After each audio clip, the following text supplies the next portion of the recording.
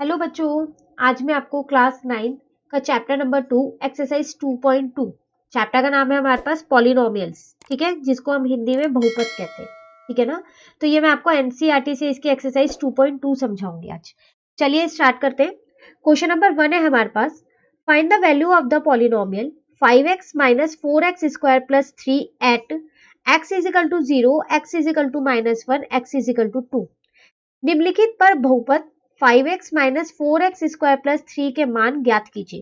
देखो आपको यहाँ पर एक पॉलिनोमियल ये दे रखा है, आपको इसका मान निकालना है कब, जब आपके पास x की जो वैल्यू है वो 0 होगी, एक बार -1 होगी और एक बार 2 होगी। तीनों ही केस में आपको इस पॉलिनोमियल की वैल्यू निकालनी है, ठीक है। तो इस बहुपद का मान आपको निकालना है। चलिए देखते हैं, पहले फर्स्ट वाला केस देख लेते हैं। तो पहले हम ये अपना पॉलिनोमियल यहाँ पर लिख लेते हैं।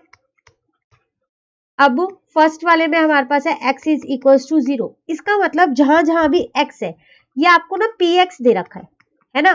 तो अब आपको p 0 करना है। तो जहां जहां x है ना, आप क्या करो वहां पर सिर्फ 0 लिख दो, बाकी कुछ चेंज मत करना, कोई साइन नहीं चेंज करना, कोई डिजिट नहीं चेंज करनी, ठीक है ना। देखो यहाँ x था, मैंने यहाँ 0 लिख दिया, यहाँ x था, यहाँ 0 लिख दिया। अब 5 से 0 को मल्टीप्लाई किया 0, 4 से 0 को मल्टीप्लाई किया 0, क्योंकि 0 का स्क्वायर तो 0 ही होगा, ठीक है। अब प्लस का 3, इसका मतलब +3 आपका यहाँ पर आंसर आ गया, ठीक है। अब प्लस तो हम नहीं लगाते ना, तो हम क्या लिखेंगे यहाँ पर 3 आंसर, ठीक है। चलिए सेकेंड पार्ट देखते हैं। सेकेंड पार्ट में हमारे को px तो वही दे रखा है, इसमें कोई चेंज नहीं है,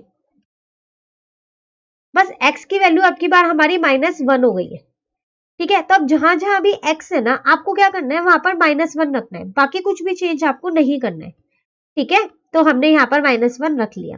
अब देखो 5 को -1 से मल्टीप्लाई किया तो -5, ठीक है। अच्छा यहाँ पर स्क्वायर है, -4। अब देखो -1 का आप स्क्वायर करोगे, इसका मतलब -1 को 2 बार मल्टीप्लाई करोगे, तो ये तो कट हो गया, तो 1 ही आएगा, है ना।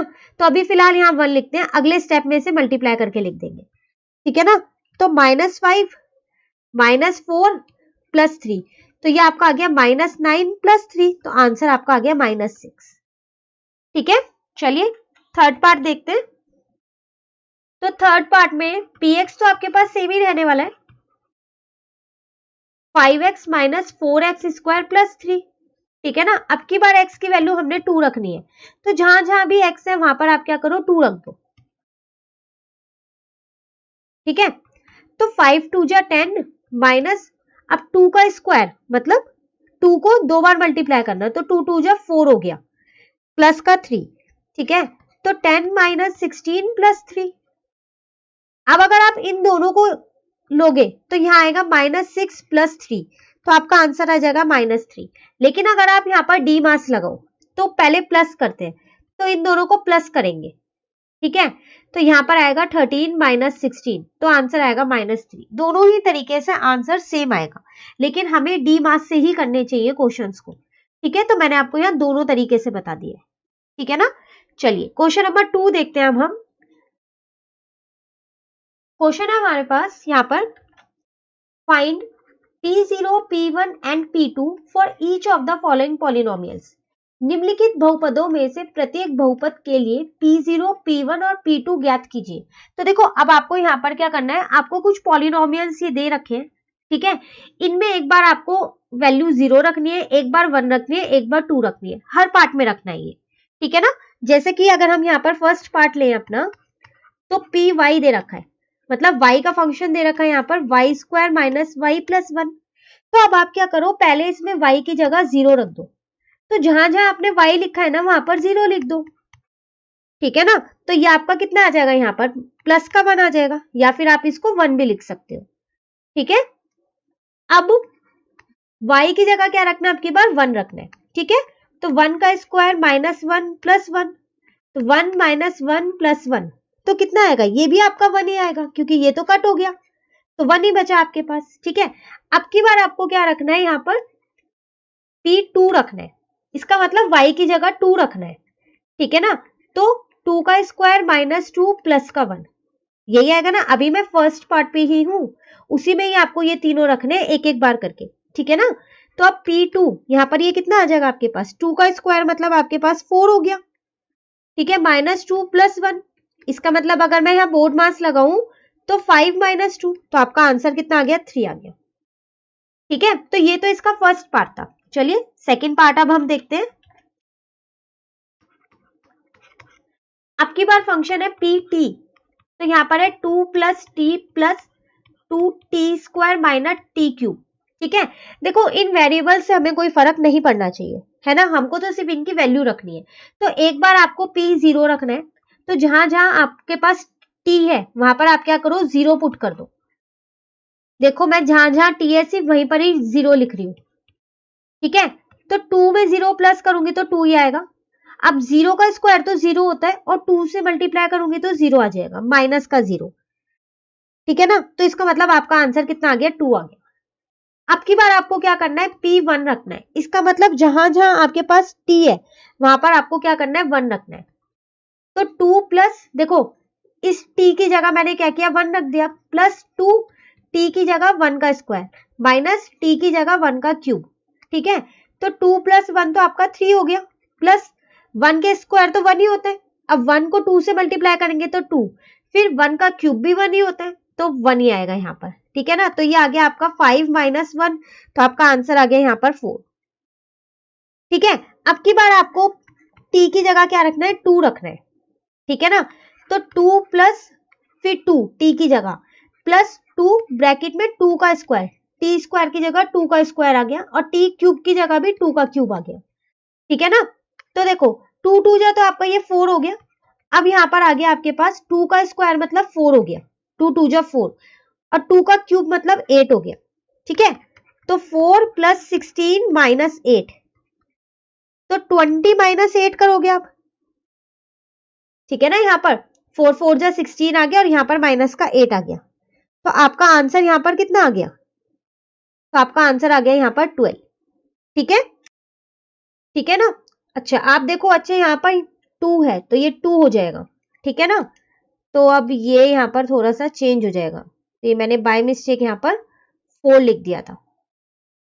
तरीका करने का वही है, बस आपको वैल्यूज को पुट करना है। तो 2 4 जा आपके पास यहाँ पर कितना हो गया? 8 हो गया। अब इस 8 से ये 8 तो कट गया, तो आंसर आपका कितना आ गया? 4 आ गया। ठीक है, चलिए थर्ड पार्ट देखते हैं इसका। तो थर्ड पार्ट है p x is equal to x cube. ठीक है, तो एक बार आपको p को x को 0 रखना है, तो इसका मतलब 0 का क्यूब वो तो 0 ही होगा। एक बार आपको x को 1 रखना है, इसका मतलब 1 का क्यूब तो वो भी 1 होगा, 1 का क्यूब तो 1 ही होता है। ठीक है, एक बार आपको x को 2 रखना है, तो इसका मतलब 2 का क्यूब, तो अब यहाँ गलती से 2 मत लिख देना, 2 का क्यूब कितना होगा? यहाँ पर 8 होगा। ठीक है, चलिए फोर्थ पार्ट देखते हैं, लास्ट पार्ट है इस क्वेश्चन का। तो px is equal to x minus 1 और x प्लस 1, यही है। तो एक बार आपको x की जगह क्या करना है? 0 रखना है। ठीक है ना, तो 0 माइनस 1 और 0 प्लस 1, तो 0 में से 1 को माइनस करेंगे तो माइनस 1, अब प्लस 1 करेंगे तो प्लस का 1, तो आंसर कितना आ गया आपका? माइनस का 1। ठीक है ना, एक बार आपको 1 रखना है x की जगह, तो 1 माइनस 1 और 1 प्लस 1। ठीक है, 1 में से 1 माइनस किया तो 0 आएगा, अब 1 प्लस 1 आपका कितना हो जाएगा? 2, 0 को 2 से मल्टीप्लाई करेंगे तो 0 आ जाएगा। ठीक है, अब एक बार हमें 2 रखना है, तो 2 माइनस 1 और 2 प्लस 1, तो 2 माइनस 1 तो 1 हो गया, और 2 प्लस 1 3 हो गया, 3 को 1 से मल्टीप्लाई किया तो 3 आ जाएगा। ठीक है, तो ये था आपके पास क्वेश्चन नंबर 2, जिसमें 4 पार्ट्स थे, आपको वैल्यूज पुट करनी थी। ठीक है, और ये पॉलिनोमियल्स की वैल्यू निकालनी थी इनको पुट करके। ठीक है ना, चलिए अब अपना नेक्स्ट क्वेश्चन करते हैं हम, क्वेश्चन नंबर 3। तो देखो क्वेश्चन हमारे पास यहाँ पर है, verify whether the following are zeros of the polynomial indicated against them. इसमें आपको करना क्या है? देखो कुछ पार्ट्स आपको दे रखे हैं, ठीक है, और आपको क्या करना है? ये बताना है क्या जो ये आपको दे रखा है ये इसके जीरोस है या नहीं है। ठीक है, तो हिंदी मीडियम वालों के लिए भी यही है, आपको सिर्फ ये बताना है कि जो ये मान आपको दे रखा है वो इसका मान है, इस बहुपद का मान है या नहीं है। तो देखो अगर आप इस x की वैल्यू इस px में रखो, और अगर 0 आ रहा है तो ये इसकी वैल्यू है, नहीं तो नहीं है, तो ये इसका 0 है वरना नहीं है। ठीक है ना, तो सारे पार्ट आपको ऐसे ही करने। चलिए एक एक करके स्टार्ट करते हैं। फर्स्ट वाला पार्ट हम यहाँ पर देखते हैं। तो px हमारे को फंक्शन दे रखा है यहाँ पर 3x प्लस 1, अब x की जगह हमें क्या रखना है, -1/3।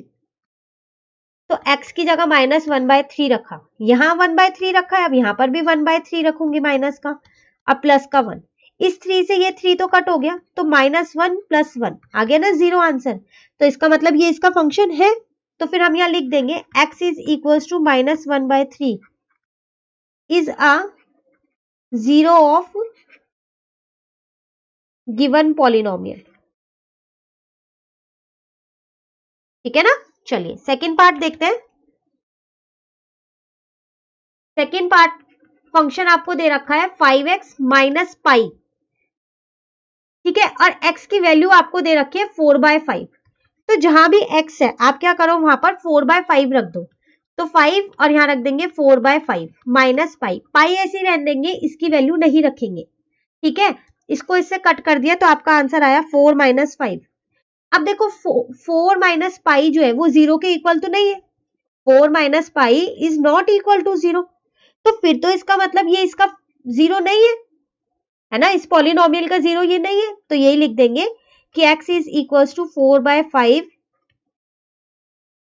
is not the 0 of given polynomial। ठीक है, चलिए थर्ड पार्ट देखते हैं।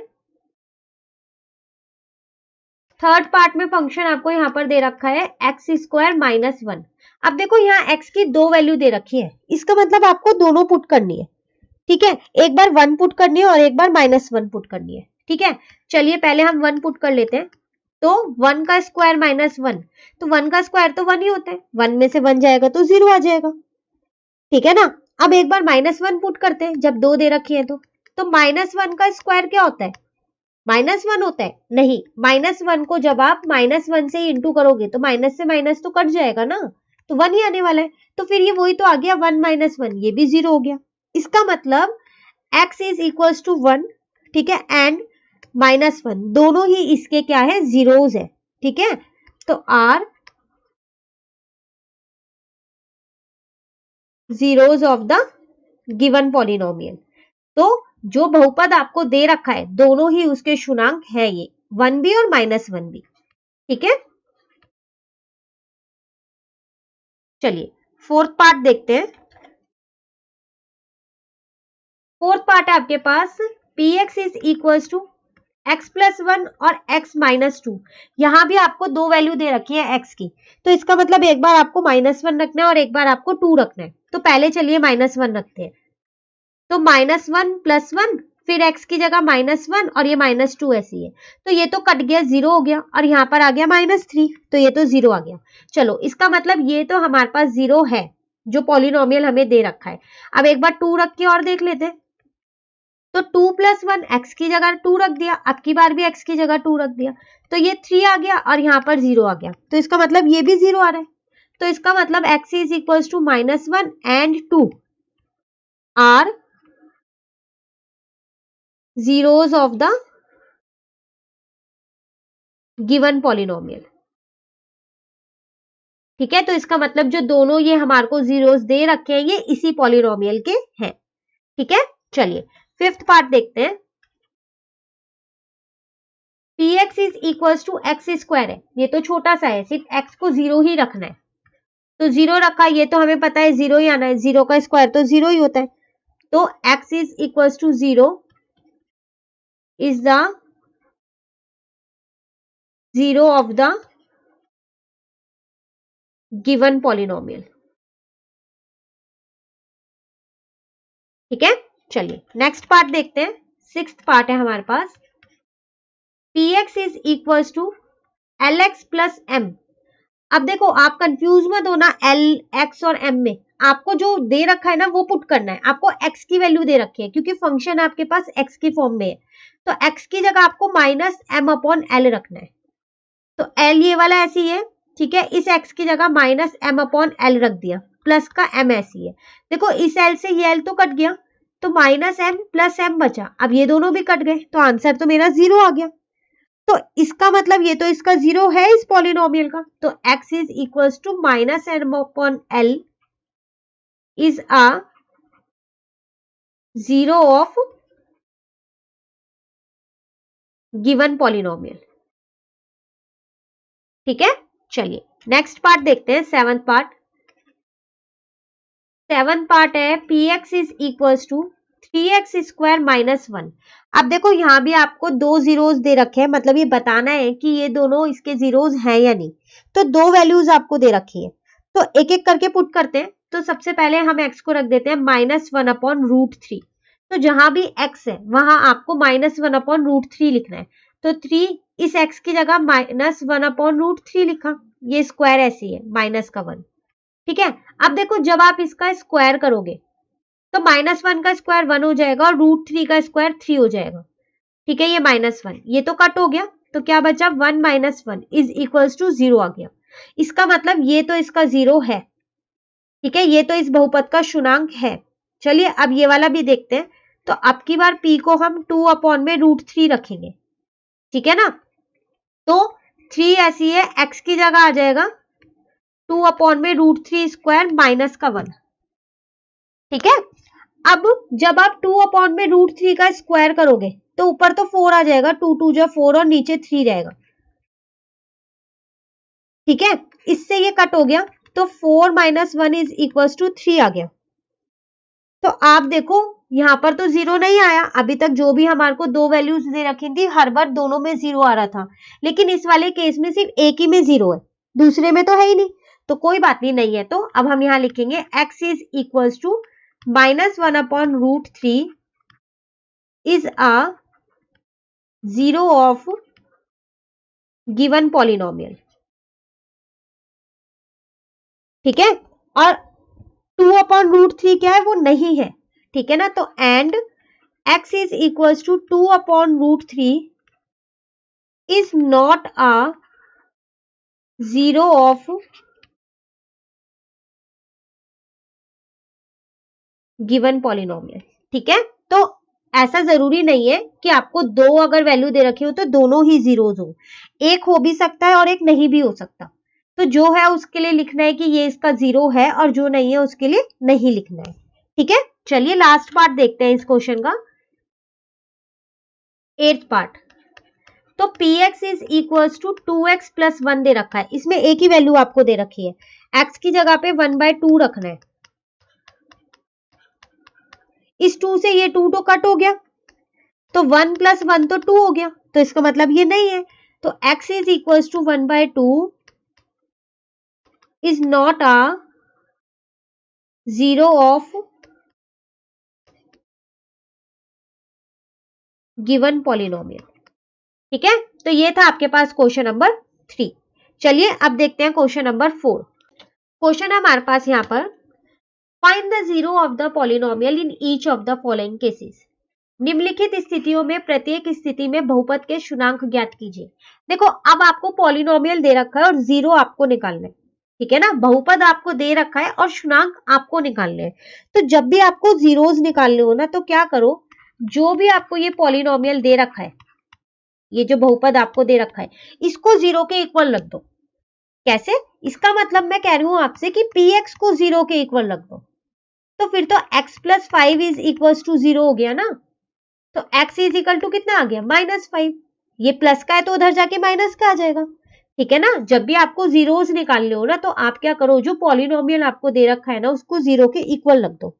तो इसका मतलब x - 5 x is equal to -5 is a zero of the given polynomial. ठीक है ना, चलिए सेकंड पार्ट देखते हैं। तो सेकंड पार्ट है आपके पास px is equal to x - 5। तो अभी मैंने आपको बोला था जब भी आपको जीरो निकालने हो किसी भी पॉलिनोमियल के, तो आप उस पॉलिनोमियल को ही 0 के इक्वल रख दो। तो इसका मतलब x - 5 इज इक्वल टू 0। तो x की वैल्यू कितनी आ गई, 5 आ गई। बस वही लिख दो, x is equal to 5 is a zero of given polynomial. ठीक है, तो जब जीरो आपको निकालने हो तो 0 के इक्वल रख दो, और जब आपको पहले से ही वैल्यूज दे रखी हो और ये पूछे कि ये 0 है या नहीं, तो उसके अंदर पुट करके देख लो, अगर 0 आ रहा है तो है, उसका 0 नहीं तो नहीं है। ठीक है, चलिए थर्ड पार्ट देखते हैं। px is equal to 2x plus 5, ठीक है ना। तो फिर वही px को हम क्या करेंगे, 0 के इक्वल रख देते हैं। तो 2x plus 5 is equal to 0। तो 2x इज इक्वल टू -5, क्योंकि प्लस का 5 है तो उधर जाके माइनस का हो जाएगा। अब x इज इक्वल टू -5/2 हो गया। तो इसका मतलब ये x की वैल्यू आई ना, तो बस x is equal to -5/2 is a zero of given polynomial. आप चाहो तो इसको चेक भी कर सकते हो कि आपका आंसर सही आया या नहीं आया।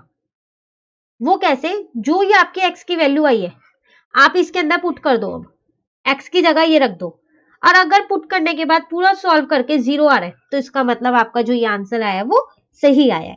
ठीक है, चलिए फोर्थ पार्ट देखते हैं इसका। px is equal to 3x minus 2। तो फिर वही px को 0 के इक्वल रख देती हूँ। तो 3x minus 2 is equal to 0।